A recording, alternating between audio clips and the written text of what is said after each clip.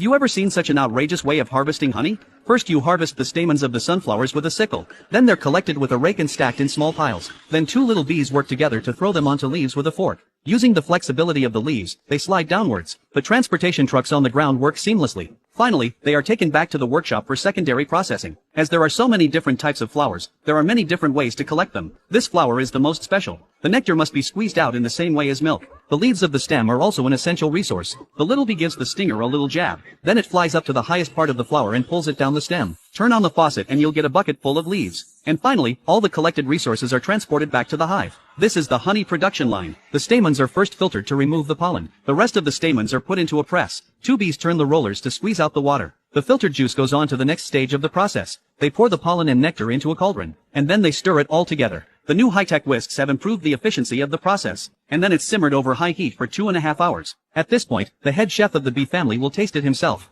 After passing the test, the bees do what they do best. The bees are poured into molds to cool and set. In order to prolong the shelf life, they use liquid beeswax to seal the nectar. In order to collect fresh nectar, the bees are busy every day. Of course, there's no shortage of cheating bees. For example, these two bees, in the name of work, find a quiet spot and start flirting. But their playfulness wakes up the spider, which is taking a nap. It immediately slipped down the tree with its spider's silk. After all, it's a free meal. It quietly followed and waited for a chance to attack. It finds the female bee burrowing into the stamen of a flower. The spider grabbed the trumpet by the neck and took it away. Seeing that his beloved is in danger, the male chases after her and says he'll fight him for 300 rounds. But the spider is not reasonable and slaps him in the face. The male bee fell to the ground and was dizzy. After a few moments, he realizes that the spider is in a barrel. The little bee is not afraid to dive in and start a fierce fight. Due to the huge difference in strength, the bee was thrown out again and again.